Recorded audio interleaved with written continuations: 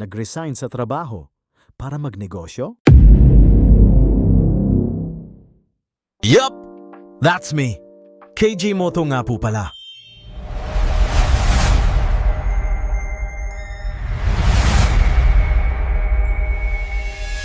Yak! Gaya nyo lang din ako nangarap magkaroon ng sariling negosyo at gawin kong ano yung hilig ko talaga. At ito na yon, ang klasikong galawan. Kaya tara, kwento ko sa inyo.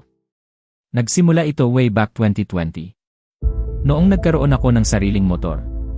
Isang Yamaha WTX 125. At pinangalanan ko itong Boogie. Dahil mahilig ako sa classic, vintage o retro. Doon nagsimula ang idea na i-modified ko ang sarili kong motor na maging isang classic na motor. Ang Calf Racer. Doon din nabuo ang idea na gumawa ng sariling pyesa na pwede kong ikabit sa motor ko at ang una kong nagawa ay ang skid plate. After ko itong mabuo at maikabit sa motor ko, pinost ko ito sa social media. Dahil marami ang nakakita. Marami ang nagtanong kung saan ko nabili or ipinagawa ang skid plate ng motor ko. Kaya naisip ko gumawa pa ng skid plate para ibenta.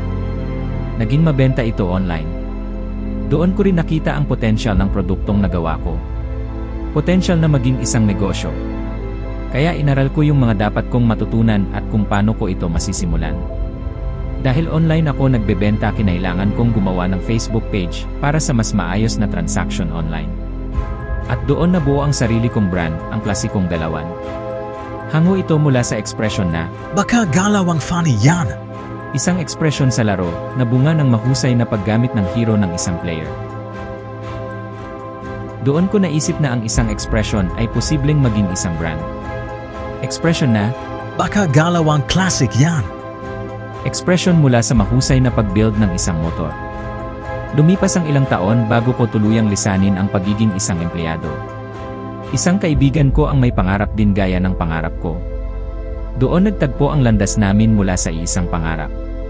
Kaya naisipan naming pagtulungan masimulan ang munting negosyo. Matapos mapag-usapan ang lahat ng hakbang na aming gagawin, ay agad na rin namin itong sinimulan.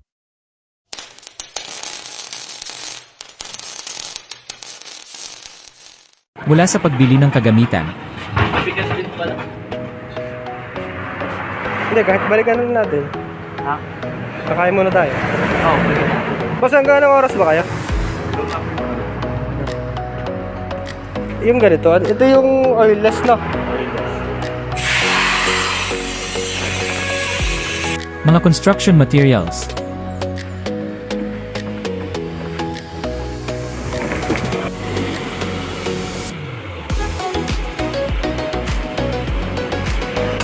at mismong pagtulong sa construction ng building.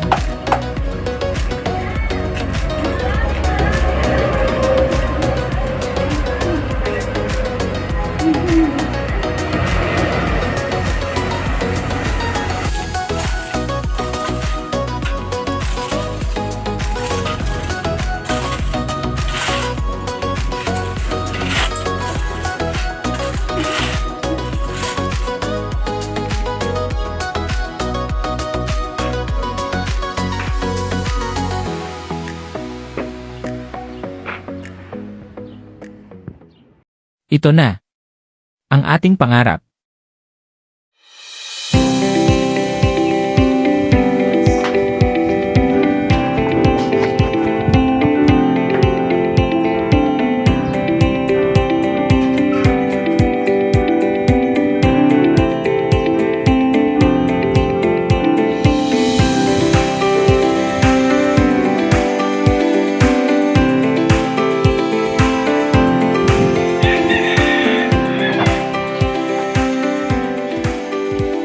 Hindi naging madali para sa amin ang magsimula mula sa ibaba.